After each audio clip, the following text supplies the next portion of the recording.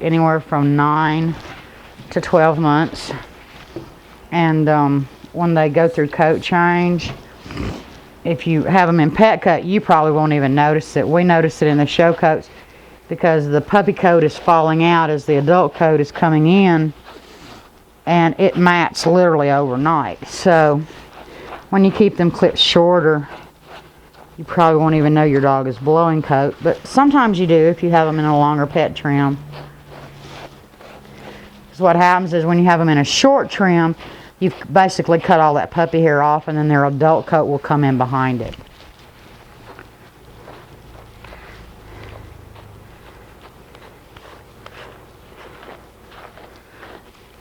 Ears. You know, I know everybody's watched that popular show, Groomer Has It, and they talk about not getting water in the ears. Hello, standard poodles are water dogs, so their ears are going to get wet. I think their ears should be gotten wet. I think you should wash their ears out. I do think that you should put a product back in the ear after you wash the ear so that it will not cause problems. We use the ear powder that I talked about after we dry them and get the most of the water out, and then drop some ear powder in there, and that has the boric acid and the zinc oxide, which is a natural drying agent. And that's what I like to use. There are other products on the market, but you could even put a few drops of alcohol down their ear, and that would, provided that they don't have any inflammation or infection going on. Otherwise you're going to have a dog with burning ears, stinging. Then you can put a few drops of alcohol, and that will dry out, just like they tell you if you have kids with swimmer ear when they go in the pool, that you want to put a few drops of alcohol in there after you wet them.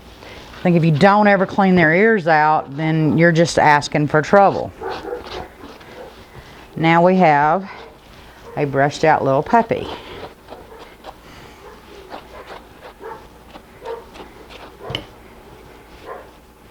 And we're going to take her to the tub.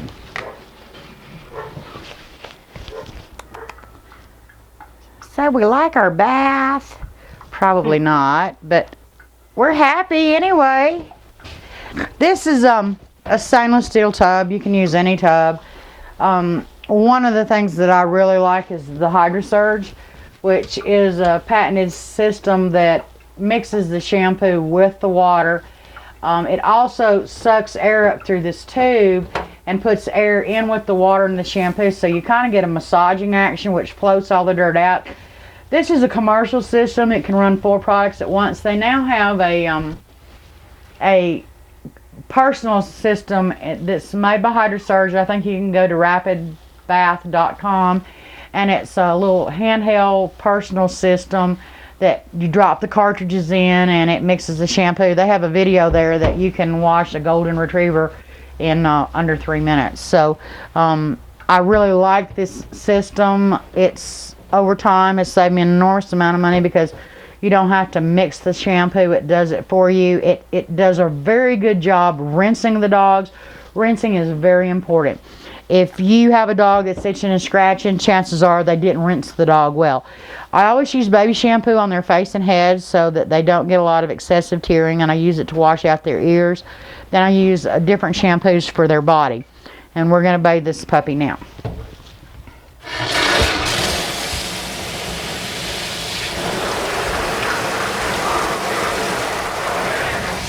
Yeah, good girl. Good girl. Okay. Okay. Good girl. And I still will try to protect their eyes. Stop. Stop. I don't like noosing my puppies in the tub. I don't want them to fight the noose or anything like that. I will take this system and wash their ears with it. Stop. And then kind of massage the dirt that's out there on the flap of the ear. I don't really care if any gets down in the ear, but I want the ear to be clean so that when I put the ear powder in, it will actually do some good. They kind of actually act like they like this massaging thing, and I just take my finger and try to rub as much of the dirt out as I can.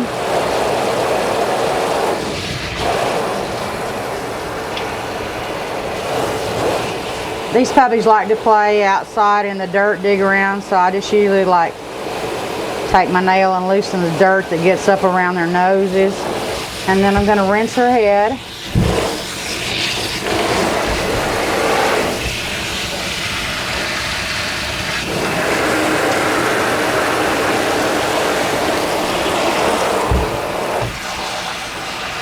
This is a bluing shampoo. There's a lot of different ones on the market. I like the one that's made by Chris Christensen. I mix it, I dilute it a lot. If you use it straight, the whitening shampoo, you'll get a purple dog. You can actually see that there is some purple in the soap, and I suppose that's the bluing in it. Whoops.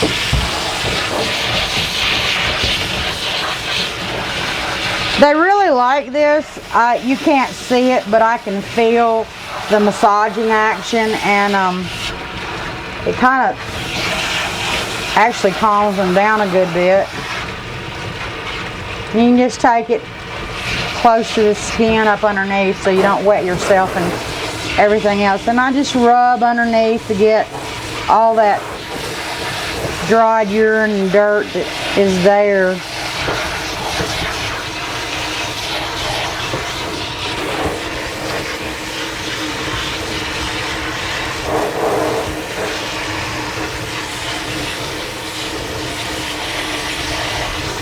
Then I turn her around.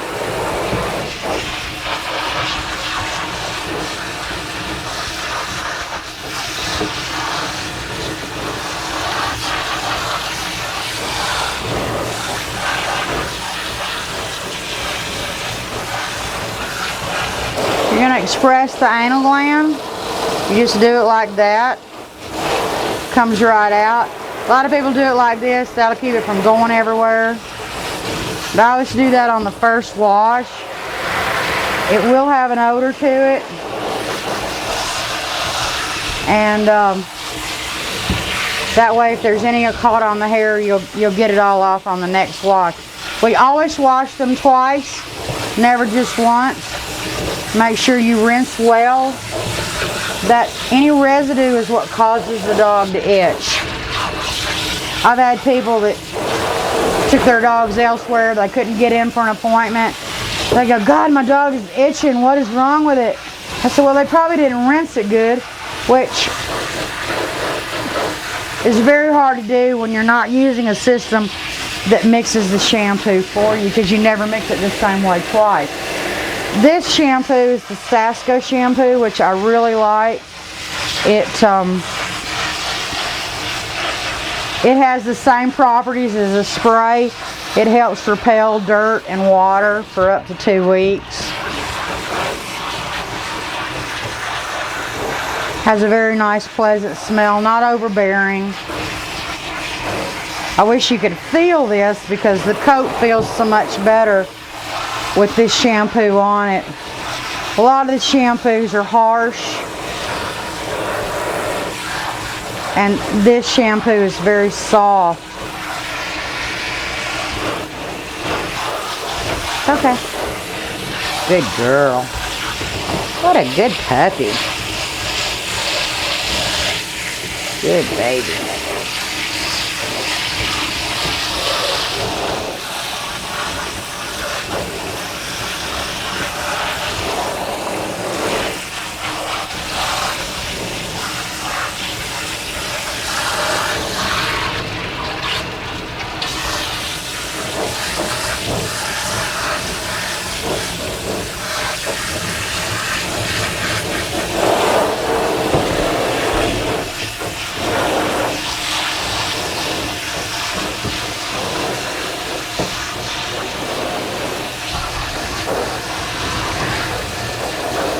Good girl. Okay, then I use a cream rinse that's actually made by HydroSurge. And I'll put it on her. And it is diluted. It comes out diluted, so it's not real heavy. And I'll leave it in the coat. Then I kind of try to squeegee as much water off as I can.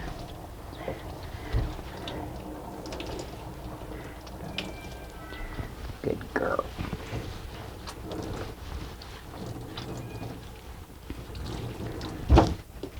And then we'll towel her.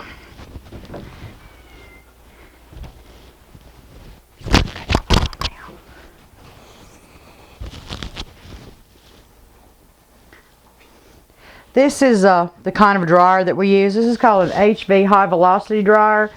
This particular dryer is made, I think it's called a K92. Then these are stand dryers. We use those on tail, top knot, and on our show coats. We use the force dryer to blow most of the water off. On this particular puppy, we're going to use this force dryer to completely dry her because her hair is so short. We don't start them out little. When they're little, we use the stand dryer because the high velocity dryer is kind of scary. It's 2-speed. If you have a dog that's not used to it, I would recommend starting it out on the single speed and not both speeds. These puppies have been force dried twice now, so they're a little bit better. They still don't like it. When you go to grooming shops and you see them using a grooming loop, honestly, it's for your dog's safety. A lot of people think it's mean, but it's to keep your dog from jumping off the table or hurting themselves. I don't like putting them around the neck. I think that they can do damage to the dog's neck. So I always put them around the back end of the dog. That way it's safer, better for them. Again, I'm going to use the Stasco spray, and we just let it fall on the dog. And it stays in. I'm going to show you this technique. You're not going to be able to hear a whole lot because this dryer is very, very loud. But what I will tell you is that we stay close. This particular dryer has a slot nozzle. A lot of them have a round nozzle. This is a new attachment for this particular dryer. Stop licking. And so it blows, literally blows the water off the dog. The closer you are to it as it heats up, you want to keep your hand there, because if it's uncomfortable for your hand, then it's uncomfortable for the dog and its skin. You back off. The longer the hair is, the farther away from the dog you get. To get a really clean, straight coat, you blow, and you don't blow fast. You move very slow. So we're going to start this process.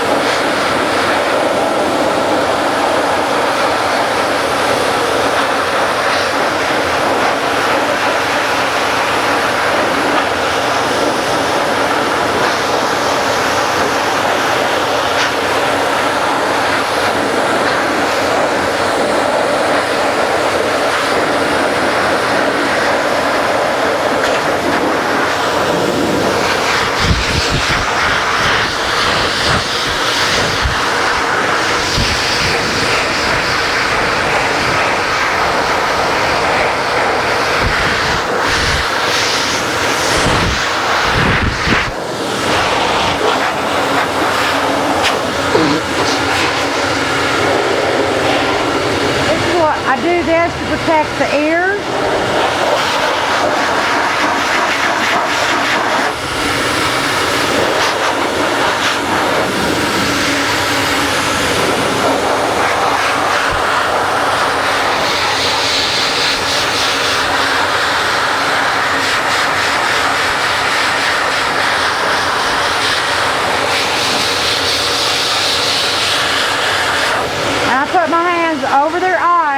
protect their eyes. You don't want to blow their eyes and give them a bad experience.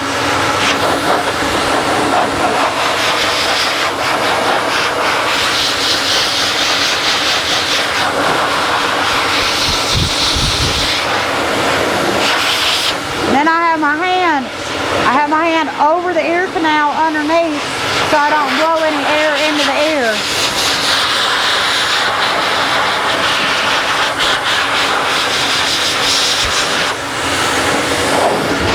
And I do it this way. I put my hand over the ear canal and do the underside of the ear.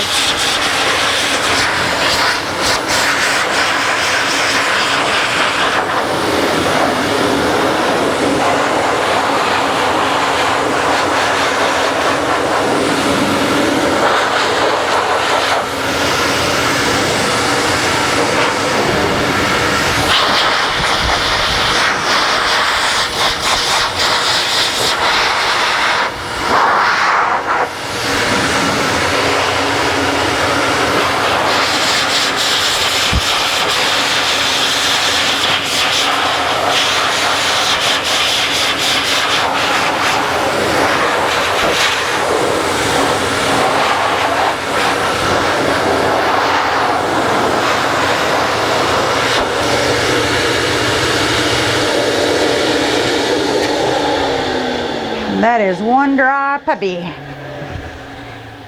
If you don't dry them properly, they will kink up. The hair will kink up and mat much faster.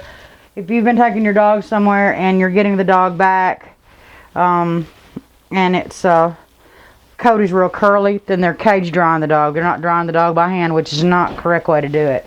You want to dry it by hand so that you separate all the hairs, which prevents matting.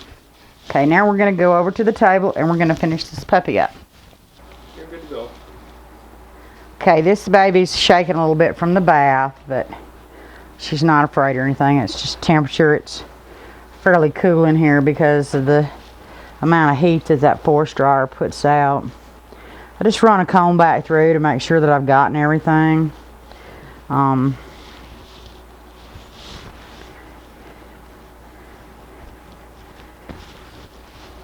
And as you can see, there's no mats here. They're just nice fluffy puppy hair.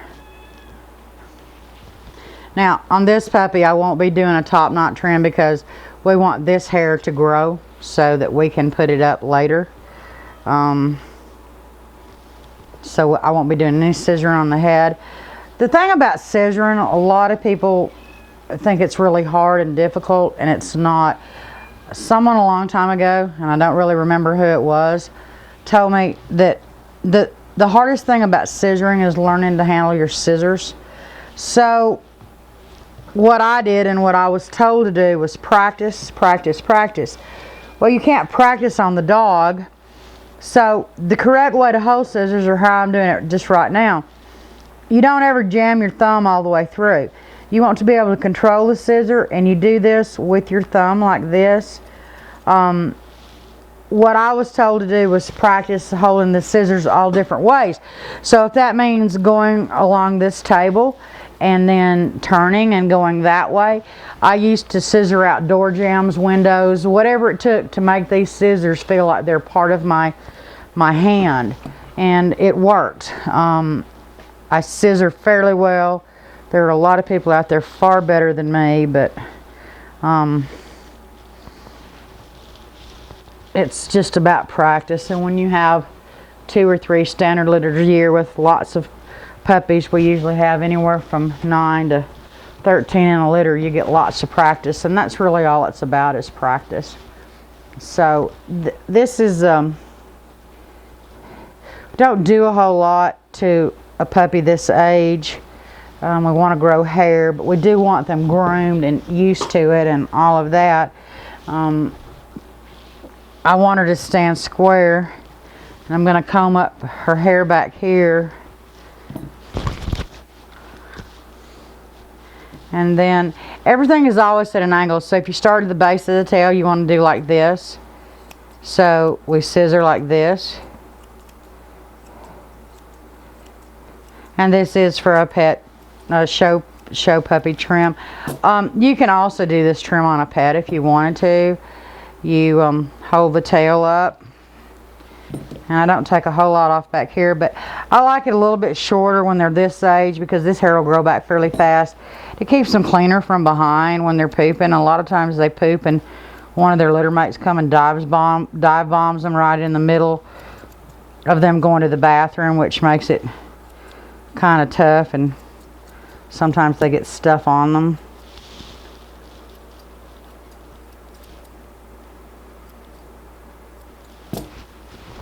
So that just kind of cleans the rear up a little bit.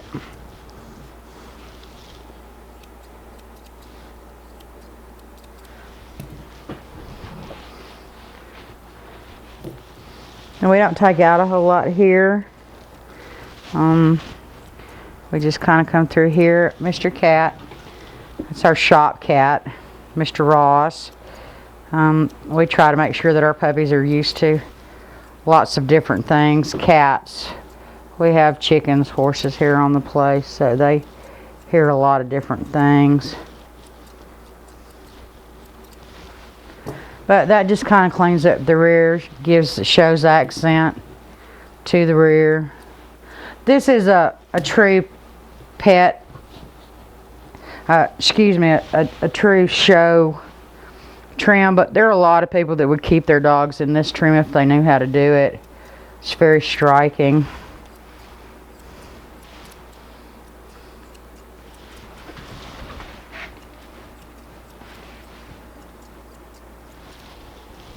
And I just kind of, because I did that blocking with the blade, I don't really have a whole lot to scissor here. It's kind of just did it itself.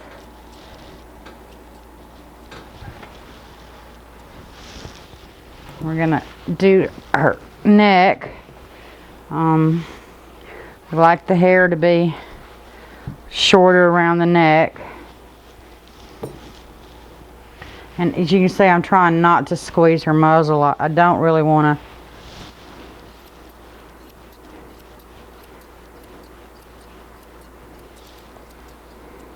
get her upset, or she's doing very well. And I want her to continue to do well, so I don't want to do anything that will make her mad. Take a little training break here. That little trick like there works on just about every hard to groom dog I've ever had to do. They just don't like the idea of something moving under their feet. You can do it as many times as you have to reinforce the good behavior. And obviously, as you can see, it doesn't hurt them, but it does work. And that's all we do, is just clean it out a little bit right there.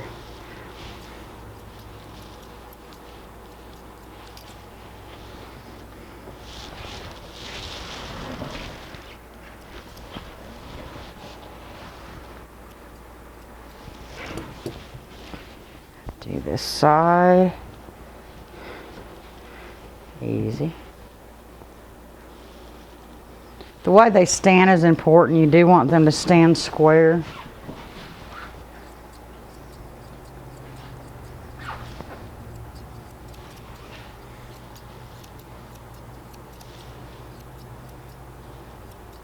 I don't want to get into this tuck up area. That's a area that you really don't want to take any hair away from.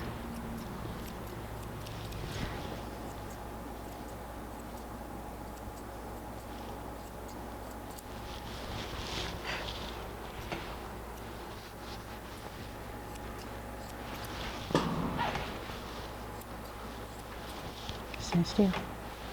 Good girl. There are several tricks. If you have a dog that's not holding still, you can always pick up a leg and then scissor. With puppies, it tends to not work as well because then they fight you because you picked up the leg. But a lot of grown dogs, if they're fidgeting on you and you need them to be still, then if you'll just pick up a leg, they'll be still, because obviously they can't. Well, some I have had some that could stand on two legs, but most of the time they can't stand on two legs. So, and there is this puppy finished. Good girl. She's a good baby. Give me some sugars. Anyway, I always send it on a really good note because she did a really good job. Okay then. Hi, today we're going to do a lamb clip on Sky. What we'd like to talk about is bathing before the grooming versus bathing after the grooming. As a pet groomer, we want to save time, so if we have a dog that comes in that's matted and fairly dirty, we would groom most of the dog first, and then we would bathe and dry the dog and do what we call the finish work. With Sky, we have bathed her first because she doesn't have an awful lot of long hair, and we do a style of ear on her where we cut part of the way down on the ear. This really helps with dogs that have chronic ear problems because you don't have all the hair here covering the ear, causing air not to be able to get into the ear. This particular dog does not ever have ear problems, but I have several dogs and it saves brushing time for me. We're not going to do all of Sky because we've already covered the feet in the other portion of this video. I'll do 1 foot and you can see how it's done on an adult dog, and then we're going to set the pattern for the lamb clip and do the head and tail, and you've already seen the drying and bathing part of the video also, so we're going to get started. Okay, this is we're going to do the foot, and as I said earlier that I like to do all of my work from behind.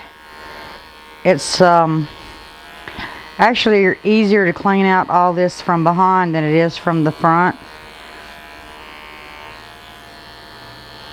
Today on my larger dog, we're using the regular bravura clipper.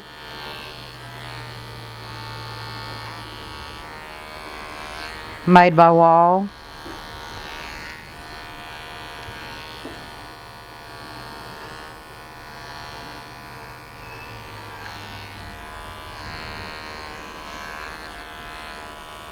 One of the things I'd like to talk about is if you wash your dog before you clip it, it will save you on blade sharpening. One of the things that clipping a dirty dog does is dull your blades.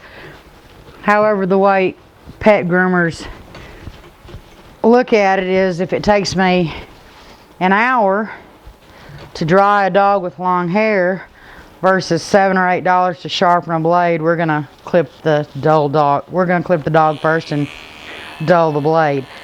This was the trick again that I showed you earlier, was to put your finger across and just block the hair, and then that gives you a nice little bevel,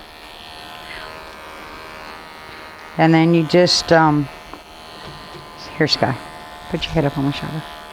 Good girl. Clean out in between the toes again. It's the same. It doesn't matter what size, whether you're doing a toy or a miniature or standard. I always take my finger and put it up in between the pads, and that brings all the hair up where you can get it cleaned out nicely.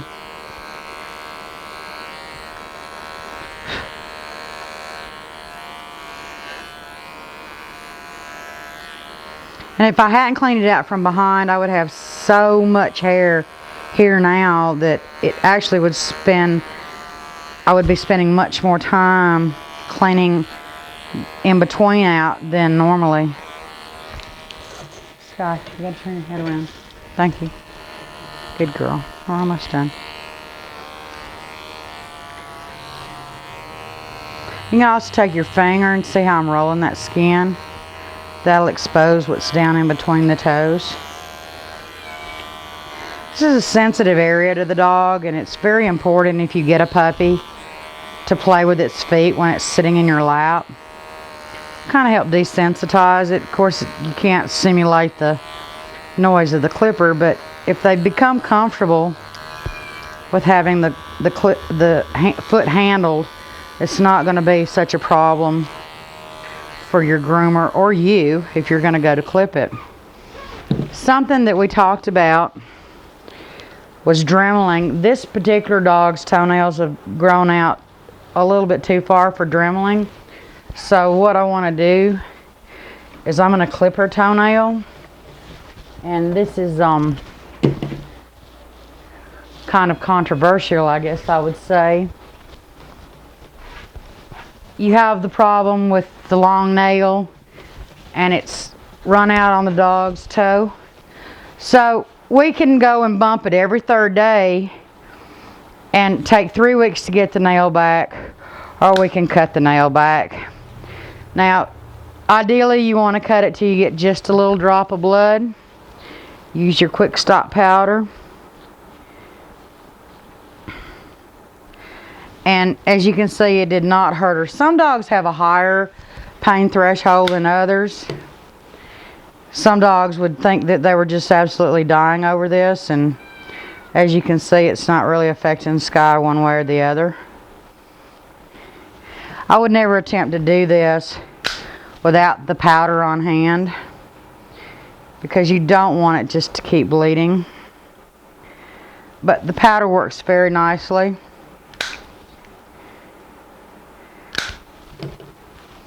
And by doing this, just getting a drop of blood, it will run the quick black. It's not going to affect the dog, really, like I said, unless you have a dog.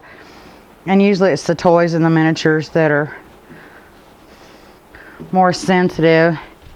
But now this is a length of nail that will not affect her gait, whereas these toes would make her have a little bit harder time moving, and of course slipping and sliding on linoleum floors.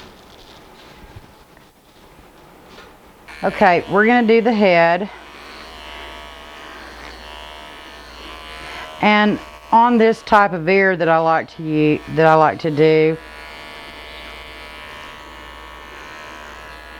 we're just going to go straight back on the ear. I'm using a 30 blade. Some dogs can't take that close of a blade, so you could do it with a 10 or a 15. I have 8 standers that live in my house with me, so I can't do them all. Keep all their ears brushed, so this kind of helps me with their ears. Then you would just go on the inside like that. And then we're going to do it the same thing on the other side. Go straight back like I talked about, going from the corner of the eye straight back to the ear. And then we're just going to block the ear. And what you sometimes need to do is feel where the ear starts, because some people come lower down and then it doesn't look right.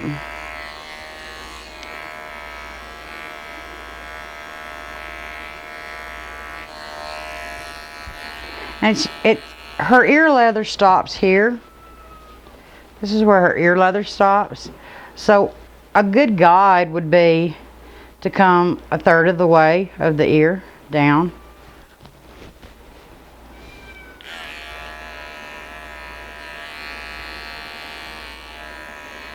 Then we just want to roll that part of the ear so that we're not getting it, and we're getting it clean as well.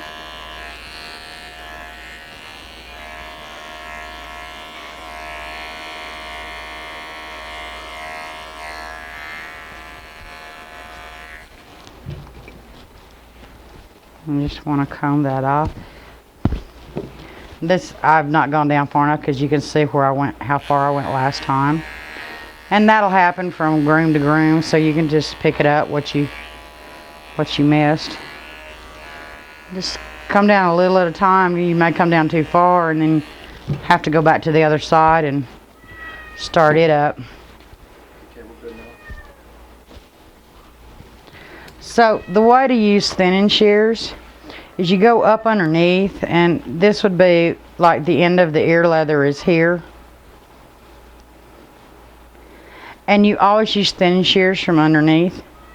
So you just go in and do a couple of snips. And then comb the hair out.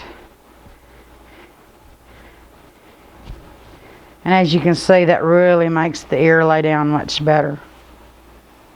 I'm going to go and do it on the other side.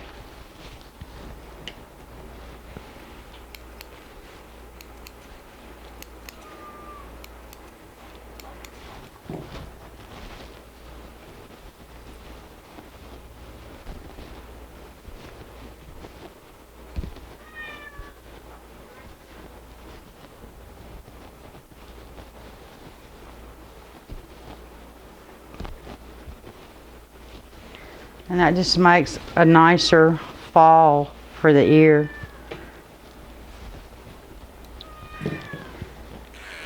So now we're going to continue on with the rest of her face, and I'm going to do this with a 15.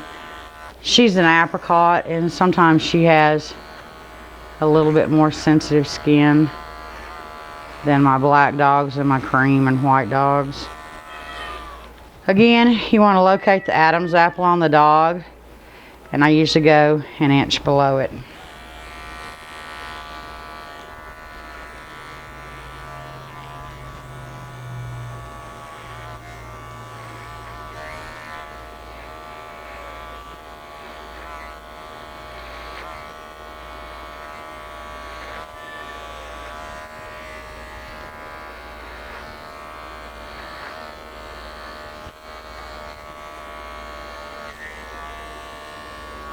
You can use your finger to roll the skins.